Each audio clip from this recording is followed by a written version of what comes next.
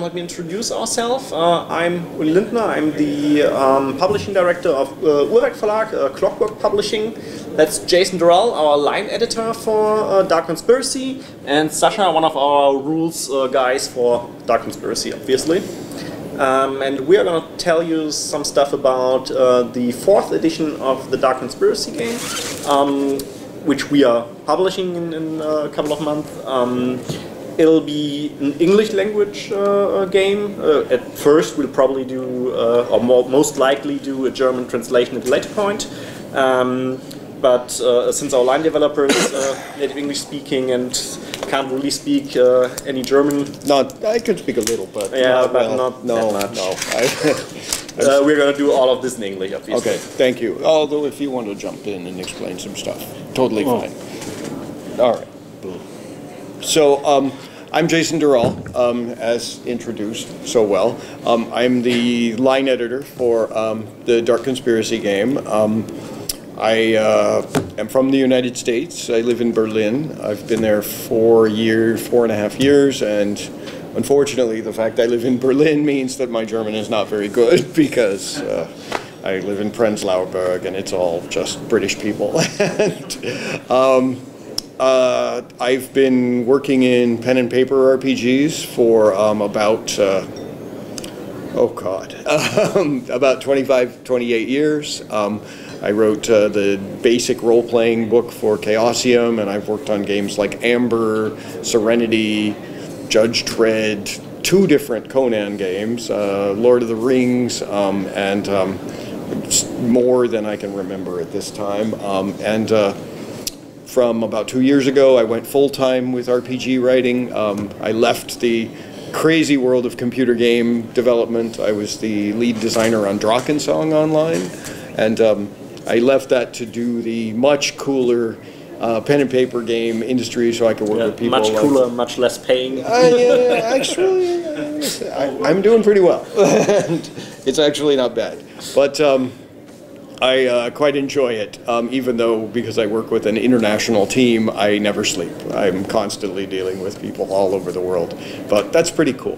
And I get to come to wonderful conventions like this and talk about games, which is something I love. My mother finds it ridiculous that after so many years of playing these ridiculous games in the library basement, now it's my... All our mothers do. Yes. So anyway.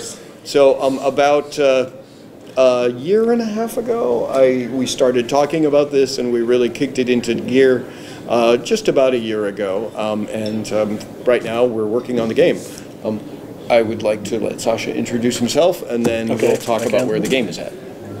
Yeah, I'm Sascha Hoppenrath. I started with publishing the Deadlands game in German, and did some translation work after that, and basically really starting into the gaming process with working on the core rules of Splittermond, and have been a Dark Conspiracy player since like almost 30 years and Game Master, and always loved this game. And when Patrick told us that he was playing with the idea of restarting this game, I was very interested, and yeah, we are working on the rule parts because we want to stick to what the rules were about, but also some parts of the rules has to have some modernization on, and so we're working on that. Yeah, and parts of the setting too. Yeah, that's obvious. Right. And because it's next year, I guess. Yeah, and so... It wasn't like 2013 or something? No. So, would you like to ask any questions or make any more statements about like what you're planning on doing from a publisher standpoint? Yeah. Well, as I said, it's a 4th edition of the game, so there were 3 previous editions. Sascha already said we want to keep the spirit of the game and also the spirit of the rules, while getting rid of all the clumsy parts. It was the late 80s.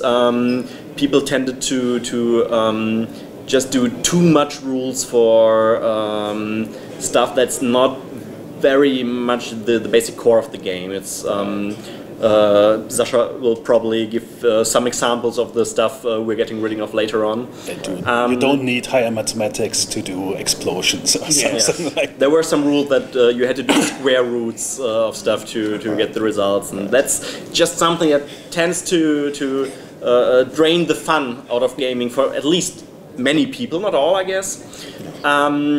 So we are doing a full-color core rulebook. But when we'll start the line, we'll also do some other books just at the same point, so people can really start gaming with not just the basics, but some advanced rules.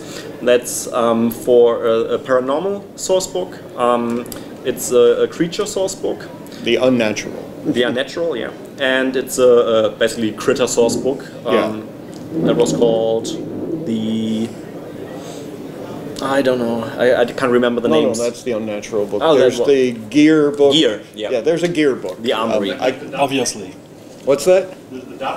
That one will be partly in the paranormal book. The paranormal is covering, paranormal book covers some weird dark tech, but also demon grounds. It's kind of an interesting, and empathy and psychic powers. So it's a lot of weird stuff. Yeah.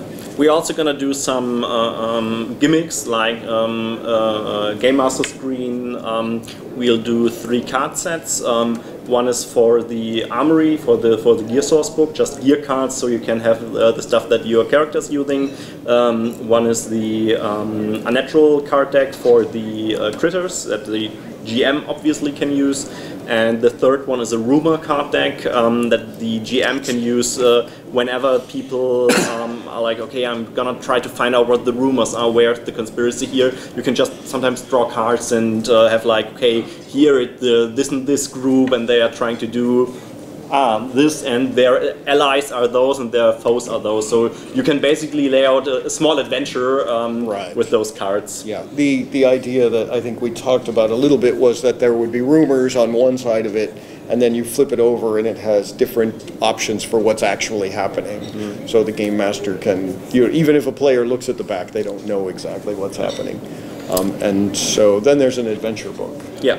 And the other thing we're doing is for stretch goals, we are doing a lot of locations that will be like described in somewhere between 8 and 12 pages that will be interesting locations, either demon grounds or cities that are affected by the Dark Conspiracy, or just intriguing areas that have something strange happening.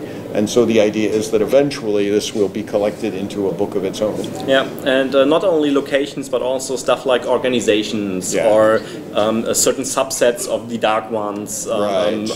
Supernatural creatures, factions. Yeah, we're trying to. We're doing a crowdfunding, as I said, and we're trying to alternate for the stretch goals between stuff that actually upgrades the books themselves and stuff that creates additional content, which will be included as PDF for the first part. And if we hit enough of those, then we'll, as Jason said, print them together in an additional book. Yeah, one mistake that a lot of Kickstarters make, and I certainly, I'm the line developer for the Conan RPG for Modifius, and the company, I'll say I wasn't involved with the Kickstarter planning, but the company basically had a lot of stretch goals that were books. They were books that hadn't been written.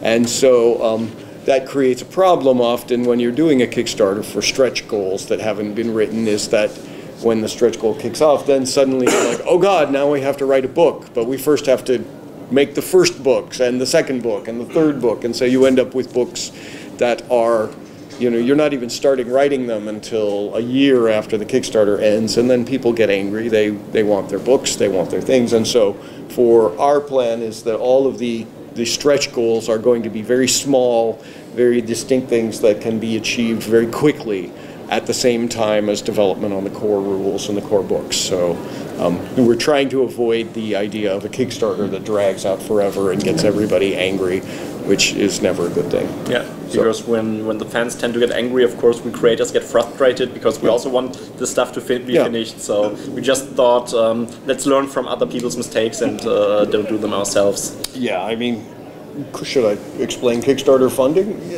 Oh, feel free. No. Well, I mean, it's funny because many people think that, Kickstarter creators get, they get this big pile of money when the Kickstarter finishes. It's a giant pile of money. Yeah. It's amazing. It's the bathtub. And they just think, everybody's living large and throwing money around.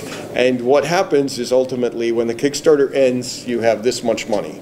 Your Kickstarter starts. And then you start working on the books. If you're not already paying off stuff that happened back there, some of that Kickstarter money goes to that. But then you start working and the money just goes and goes and goes.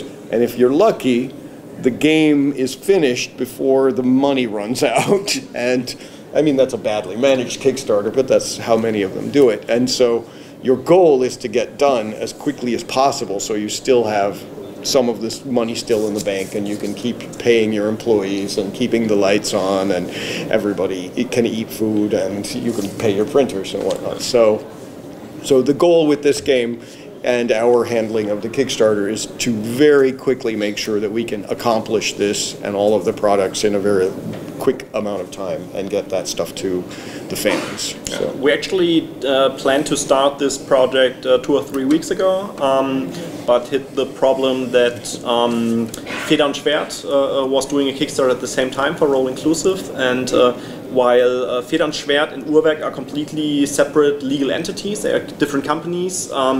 They are both owned by Patrick, by our boss. And Kickstarter doesn't differentiate between the legal entities, but says ultimately it's the same creator for us. Notwithstanding if you have completely different teams and everything. So they said, no, you can't do this project because you're already doing a project. We told them, no, we are not doing a project, it's a different company, blah, blah. They didn't listen, so we had to postpone this Kickstarter, and we'll probably restart it in 2 or 3 weeks. Which is great. Yeah, it's great for the creators of the content, not so great for the company who actually planned their schedule. Right. But it does mean that we have more accomplished and that we will have the quick start ready to go at the time that the Kickstarter launches, which actually is exciting. Pretty cool, yeah. And we should have the core manuscript ready to go when the Kickstarter ends. And we have more artwork to show. More artwork to show. Everything keeps progressing. It's not like we're sitting around on our hands, like waiting for the Kickstarter to begin. So actually everybody's pretty happy except for Patrick. Okay. Well, that's his job, is to be unhappy and worried about things. So he's good at it too, right? Yeah. All right. He's a natural. All right. Yes. Oh no. We love you, Patrick. All right. So, do you have any questions or anything you would like me to explain? Oh yeah, I think people will probably want to hear some more about the context, what your rules actually are. I'm noticing some people know the rules, but I guess many of you have never played Dark Conspiracy. Yeah, nodding in the audience. So probably just give a small overview, not too much detail, how the rules are, what kind of dice are used. Could you explain that? Yeah, I can.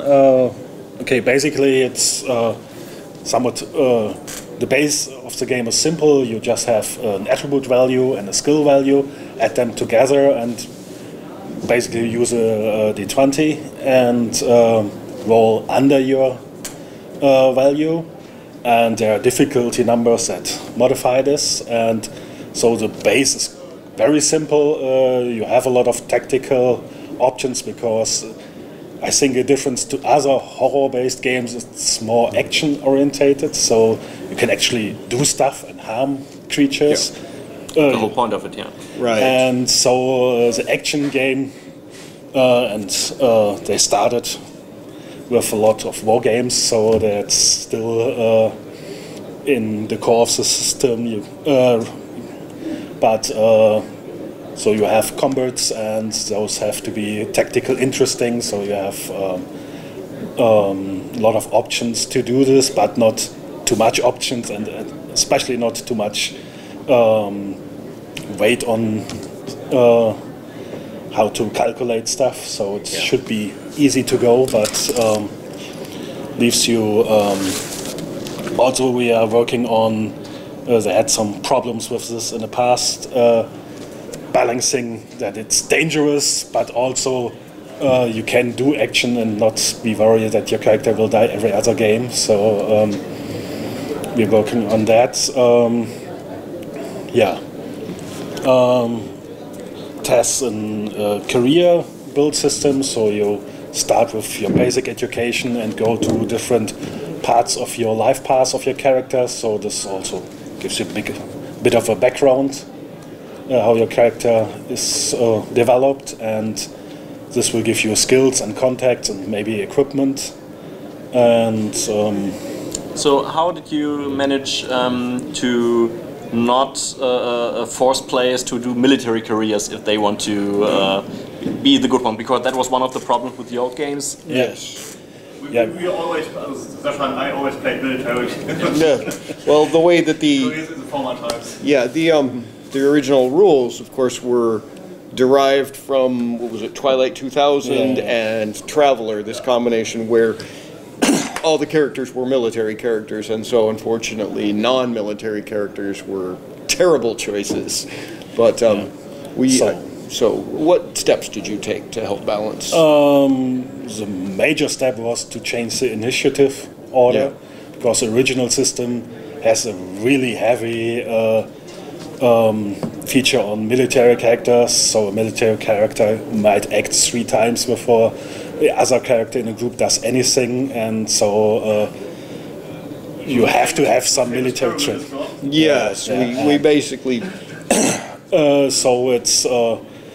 you still, when you choose military careers, you still have an edge in combat, of course, but it won't be that only you can do combat and the others have to leave the room or die screaming. Yeah, so the players have to go make a sandwich. So this is, I think, one of the important parts to change that, and also gives the careers more of a balanced way, so that every choice is a same value as other choices, so you can decide what your character do and don't have some careers that you have to do if you want to do a fighter, or if you have to do if you want to do a pilot or something. Law school for FBI. Yeah, and so there's still some connections and still some requirements you have to fulfill to do specific, because they also give your character a life path to do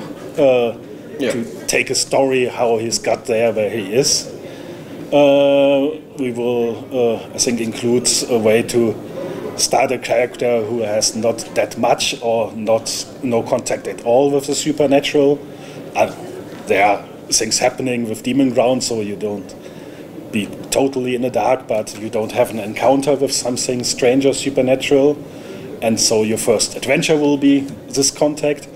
Or you have the option to have this already done and have a character who already had this. Proficient minion hunter already. Yeah. And also, so we just talked about that we have to find a way to define what a minion hunter is and how they're organized. So you have a little bit more concrete goal where your character is going after you have created him. Right. And with different factions and ideas. So. Right. Will you still have that much of a combat focus of the game as it had in the past? I think so. It's that's. I mean, it's a little bit like we always described it like it's X-Files but with combat, so you can do shit, and so it will have an action aspect. We are also working on give the social skills and the technical skills and especially the contacts more game value, so that they are not something you add to the combat, so they have value and will impact the game. But still, action will be a big part, and there are a lot of gun rules, and so in the original game and gun books, we will tune this down a bit, but it will still be something you think about what fits my character and the situation or my background, and so there will be different choices in how to proceed action-wise and to make it interesting, but don't throw in too much package. Yeah. One thing, whenever I work on a game, I come at it from a very early standpoint of, I say, what are the core values of this game? like what are, I call them the pillars. Like if you think of a chair, like what are the 4 legs of the game? And for this, it was always like a dark and corrupted future in which evil is coming into the world, a sense of hopelessness with a weird undercurrent of humor, just weird retro tech and strange stuff like that. And the last one was action, lots of high explosive, high action, lots of guns and explosions and things like that, because that's kind of a defining characteristic of Dark Conspiracy.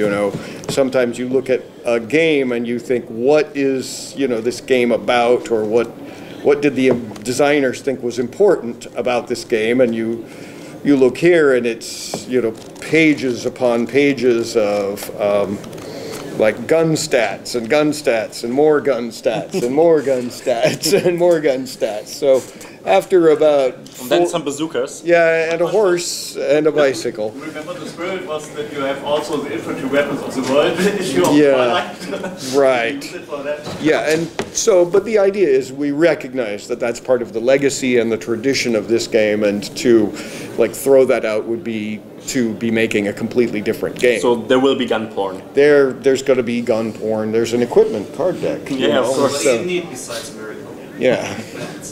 And I mean, one of the things like Sasha was explaining about the rules is that ultimately there's a sort of a balance when you're designing a game. With the system, you decide, are you going with something that's really simulation oriented, like where you have charts to determine where the blast radius of a grenade goes and which direction shrapnel flies, and then you decide, is this playable, is this fun, is this exciting? And in this case, we probably turn the dial a little more towards playable, because I think that most people's tastes now are for gameplay, like combats that don't take an hour and a half to play out, or fight scenes that just, like Sasha says, where the armed forces character or the military character jumps up and does 3 cool actions before everybody else, like the reporter, is going, oh, here, I'll take a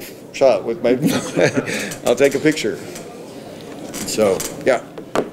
How do you do the initiative rolls? What I discovered in the latest RPGs I played, we have a rather fixed initiative as the 2 dice 20 system of Conan. Yeah. There was I thought the problem is when the player characters always act first. Right. And you are modular in the initiative ladder going down. Yeah. I like to roll the initiative. Right. I have to say that we are still in the playtesting phase with this, because it's an important step away from the original system. Right, we need to get it right.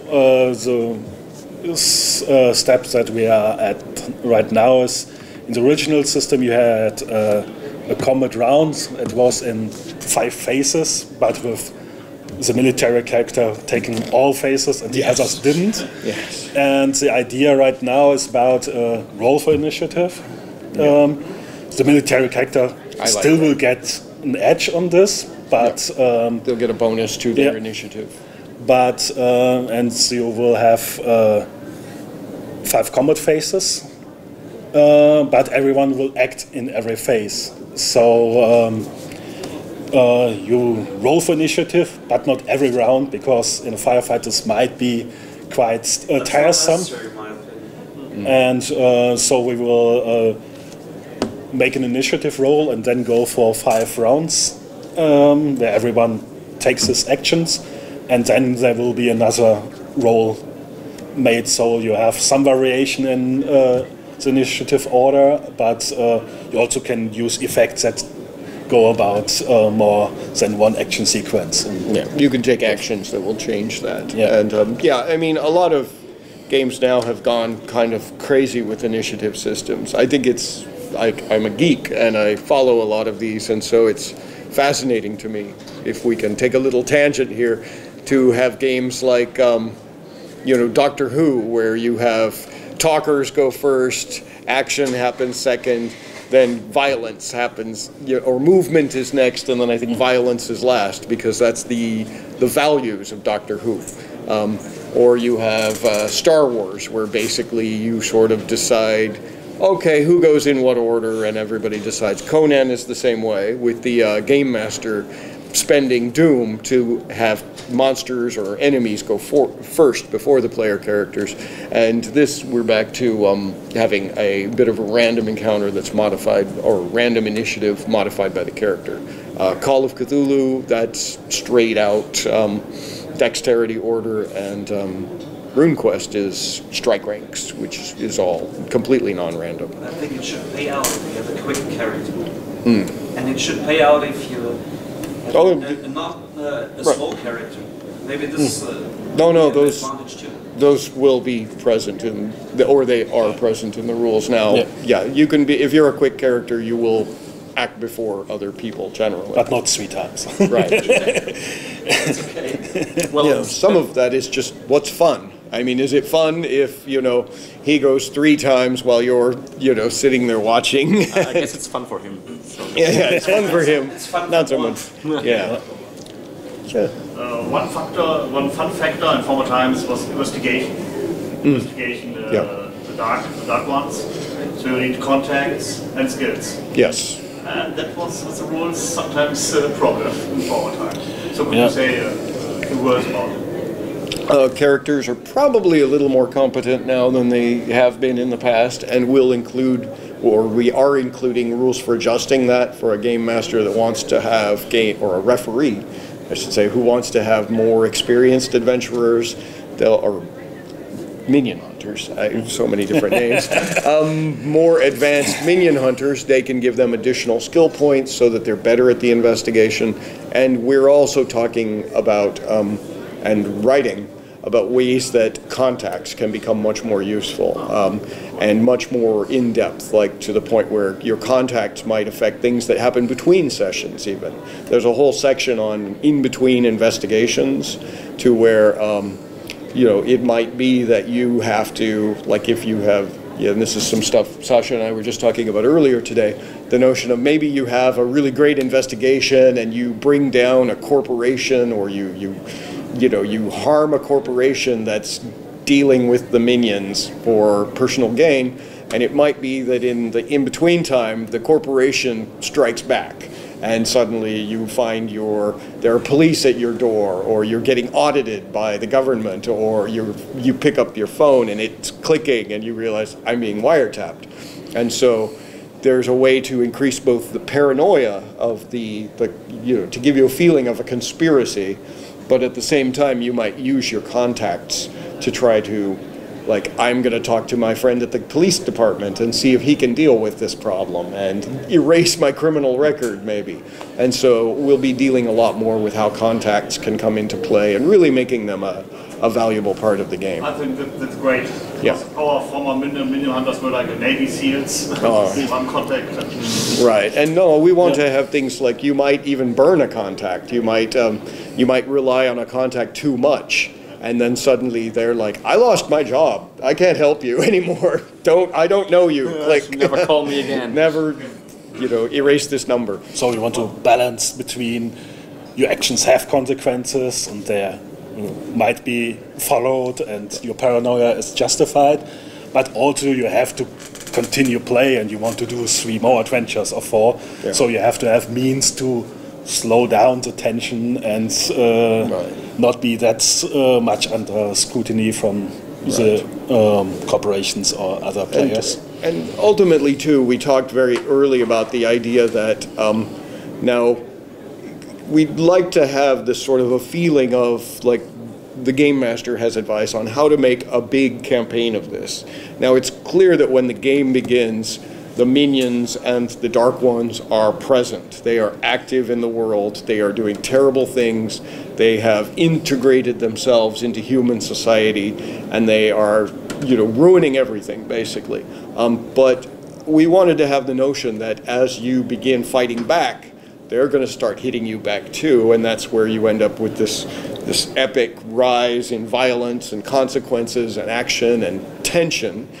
And then at a certain point, you have the chance to start winning, and to the point where you can start turning the tide, and maybe in a long campaign you can actually help get rid of the the Dark Ones, or hurt them so badly that they retreat from this world. And so that is the idea. For example, the GM will have basically the dial where they can say increase the tension, increase the paranoia, increase the conspiracy, and then, oh, good job, click. And you do another thing where you bring down an even worse Dark One. You've reduced the tension a little bit too. So the players after an adventure might be wondering, okay, what happens next? And they hear, oh, nothing happens. You don't, there are no police at your door. Your phone seems to be working.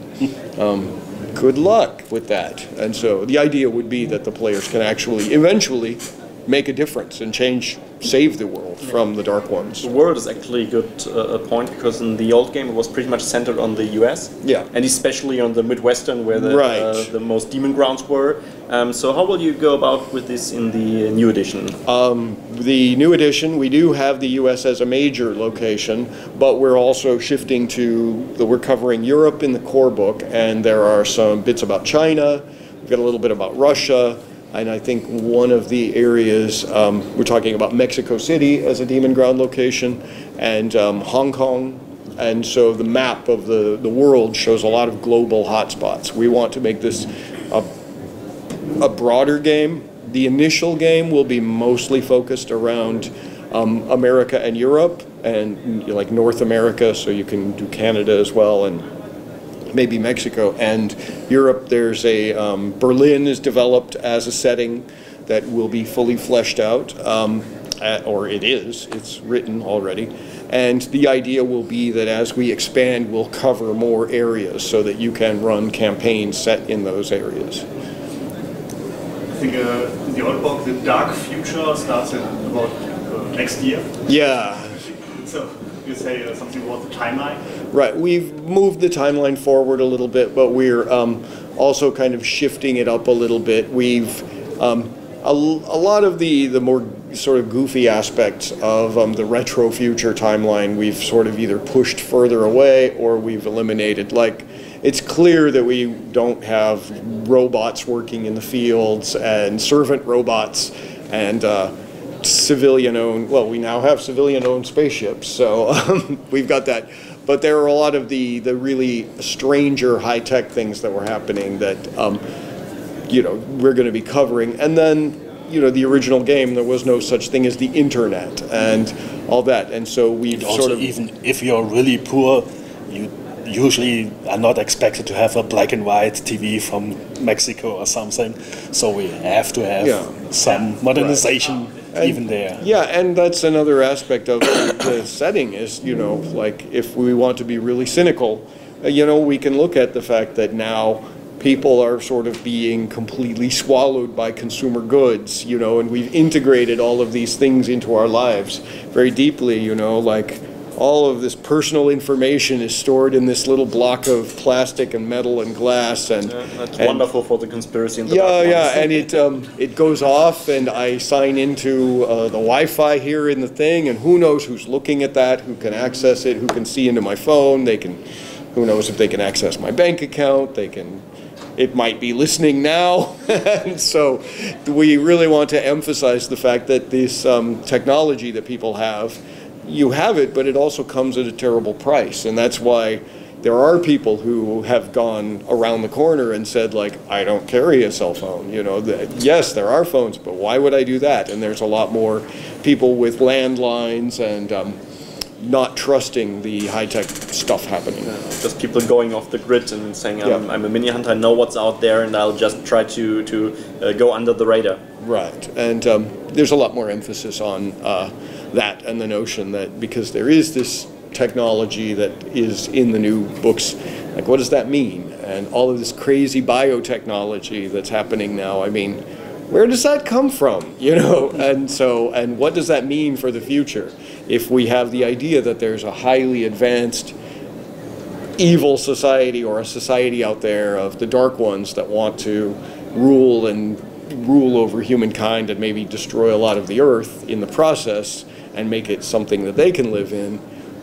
Maybe we're seeing a lot of the early signs of this stuff in the destruction of the environment, the the push towards complete unrestrained capitalism, xenophobia in many countries. We can look at very clearly some political and social trends and say, maybe the Dark Ones are already here. Yeah. And with all this, we always put in the center that there are humans working with the Dark Ones. It's not the Dark Ones putting bad thoughts and bad actions into humans, but rather exploiting the evil that's already inside the human as well. Yeah. So it's not like you're always fighting the Dark Ones and those they have brainwashed, but you're fighting the Dark Ones and those that think they can gain something from working with the Dark Ones. So there are also human horror. It's a conspiracy. There are collaborators. There are humans who have a lot to gain from working with the Dark Ones, and in some cases there are humans who don't know they're working with the Dark Ones. I mean, companies and politicians that are only too influence people. People in the media who are only too happy to do the Dark Ones commands, and they might not know where they're getting their orders from, or they might think that they're doing the right thing. Instagram influencers who are doing evil things. Yeah. Are there any other kind? Question. Yeah. Will there be a series of novels like the original? Get a better feeling for the world? Well, not just as over the top as the Evil Within series, but more. I would like that to be a case, but that is also something that if only we knew a publisher who owned a novel publishing company. I don't know who you're talking about. I don't know either. But we don't have a plan right now for it, and it's basically, I think we talked about this at our summit meeting last year. It's basically on the status of we are open for it, but we're not giving it high priority right now because first we have to get the game finished, and we don't have the manpower to do novels parallel to the game. Right. So we'll probably, if things kick off as we are planning, start talking to some people, and in the long run, it's something we'd like to do. Yeah, and I mean, one thing is we talked early about doing some short fiction as stretch goals, which might be a possibility for the Kickstarter. I know a lot of writers who are happy and excited about the notion of writing short fiction, but short fiction is also until you have a lot of pieces of it, it's not really worth much. I mean, you can pay a writer, you release a story as, to the backers, but then it takes a lot of pieces, like a lot of small stories, to be like a book. And ultimately, that's where the long-term value of that is rather than a whole bunch of little pieces of fiction floating around on the internet when you actually have a collection. And so hopefully we'll find out very quickly in the first, say, 3 or 4 days, week of the Kickstarter, how much interest there is in the new line, and does the game still resonate with the backers. While we have some ideas about doing fiction as stretch goals, it's rather late in our schedule because we're putting emphasis on stuff that can be used in the game, of course. So we are more like prioritizing the adventure locations. But also things like places, organizations, people, and such things will also be a good help to get the feel of what this incarnation of the book is like. So, but might be almost as useful as a story that.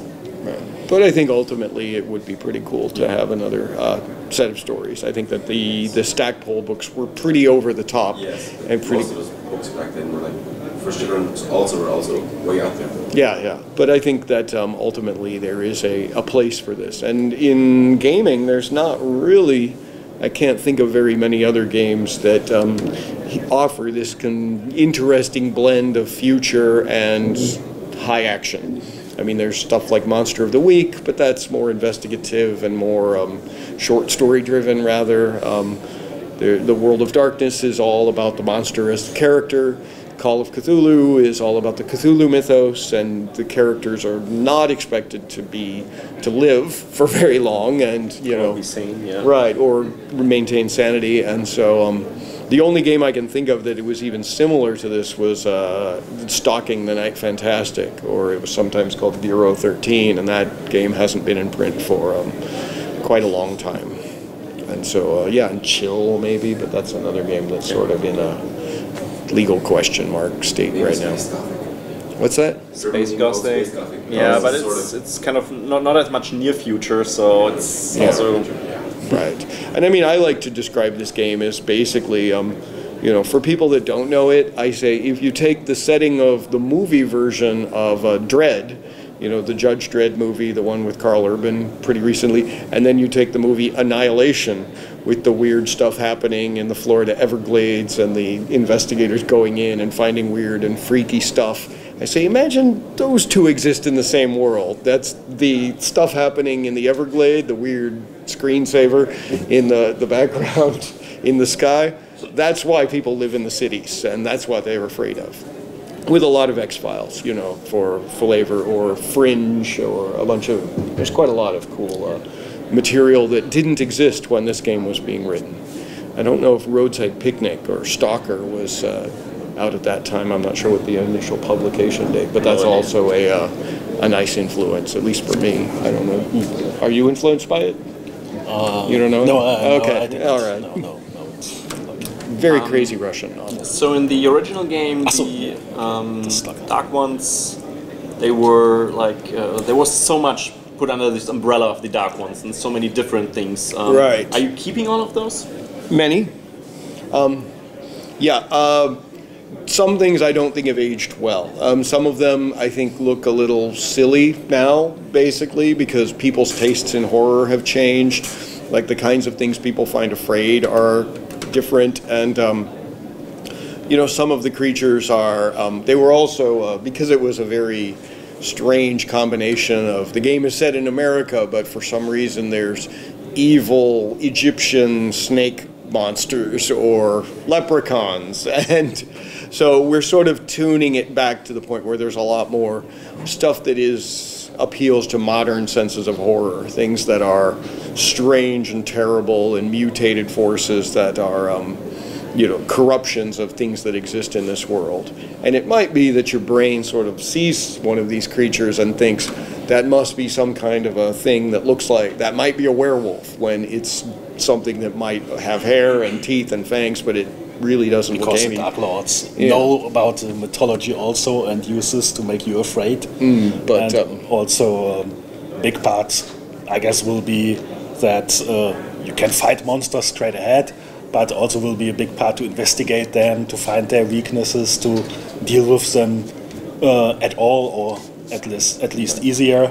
So this part of the investigation and to collect the knowledge through your career as a minion hunter, to apply this to threats will be a part of the rule system also. Yeah, I mean, for example, if you watch the TV series Supernatural, like they get on their computers and they go, oh, it's something that looks like a crazy monster attack, let's find out. And then they investigate and they, oh, it's, I don't know, it might be a werewolf. And then they think, oh, it's not quite a werewolf, it's something, it's a demon that looks a little bit like a werewolf, or it is a werewolf. And with this game, though, it's like, oh, it looks like a werewolf attack. Weird. Let's go a little further, and then they find out, oh, something much, much more horrible is responsible for this. And then when they finally encounter it, they're like, that is nothing like a werewolf. Why did we think that was a werewolf? And, you know, and then they shoot it with guns and try to burn it with fire or throw hand grenades. That's always the end. Yeah, okay. Unfortunately. It always comes down to hand grenades. So any other questions from our delightful audience? Guess they're all happy. Okay. Oh, Actually, just one last one. Sure. Will there also be the need for really expensive Serengeti sunglasses and red lenses? Oh, yeah, absolutely. Let's need it. I need to write that down. all right. If you guys have no more questions for us, and I think we didn't forget to cover anything. No.